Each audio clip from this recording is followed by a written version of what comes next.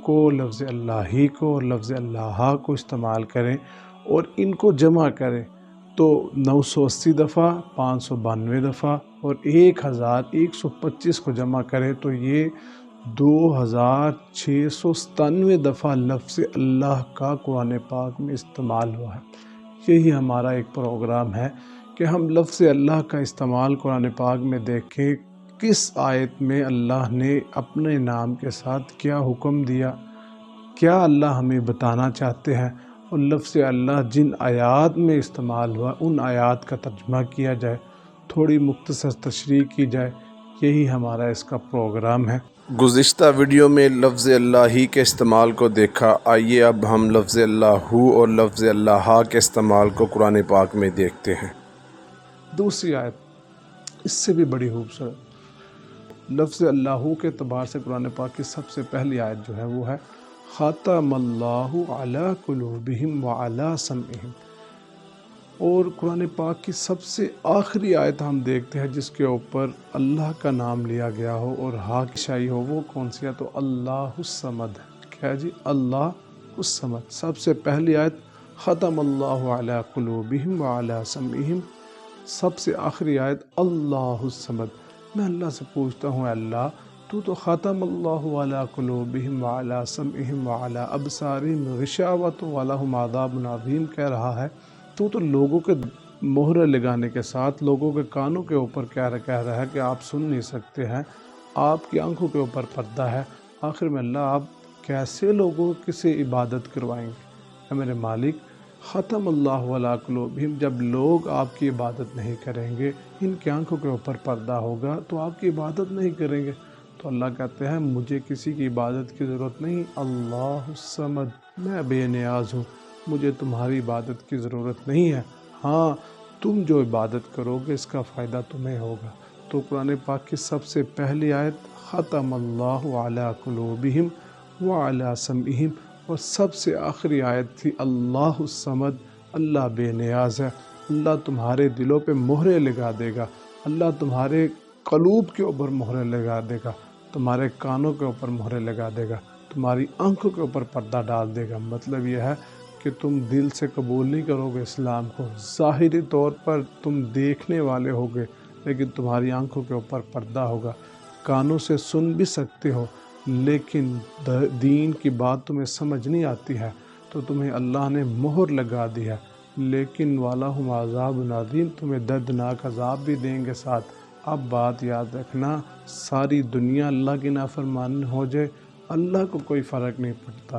تو کیا کہا؟ اللہ الصمد، اللہ بے نیاز ہے، اللہ کو کوئی فرق نہیں پڑتا۔ آخری آیا، اب دیکھیں، اب نے دیکھا بسم اللہ الرحمن الرحیم کو اللہ کے نام کے ساتھ شروع کریں گے، ہم کامیاب ہوں گے۔ ہمارے دلوں کے اوپر پردہ، جی اللہ نے کن کے اوپر پردہ ہے؟ جو اللہ کی نافرمانی کرتے ہیں۔ اللہ کی نافرمانی جو کرے گا اس کے دل پہ پردہ پڑ جائے گا اور اللہ کو کوئی اس سے فرق نہیں پڑتا ہے۔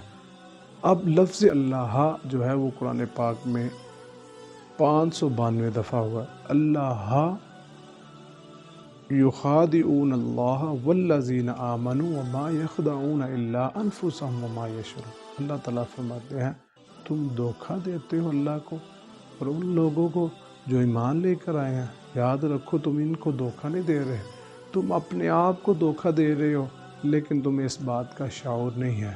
یخادعون اللہ والذین آمنوا وما یخدعون الا انفسهم وما یشعرون۔ تم اپنے آپ کو دھوکہ دے رہے ہو، لوگوں کو دھوکہ نہیں دے رہے، اللہ کو دھوکہ نہیں دے رہے، نہ مسلمانوں کو دھوکہ دے رہے ہو، اپنے آپ کو دھوکہ دے رہے ہو، تم اس بات کا شعور ہی نہیں ہے۔ اللہ اگر ہم اپنے آپ کو دھوکہ دے رہے ہیں تو ہم کس طریقے کے اوپر چلیں، کیا طریقہ اپنائیں کہ ہم دھوکے سے نکل سکتے ہیں؟ ہمیں کامیابی کا کوئی راستہ تو بتائیے۔ تو اللہ تعالیٰ نے آخری آیت قرآن پاک کی جس میں لفظ اللہ کا استعمال ہوا ہے وہ ہے وَمَا أُمِرُوا إِلَّا لِيَعْبُدُوا اللَّهَ مُخْلِصِينَ لَهُ الدِّينَ۔ اللہ تعالیٰ نے حکم دیا ہے اس بات کا کہ اللہ کے ساتھ کسی کی عبادت نہ کرنا، خالصتاً اللہ کے دین میں اللہ کی عبادت کرو اور خالصتاً اللہ کے دین کو مانو۔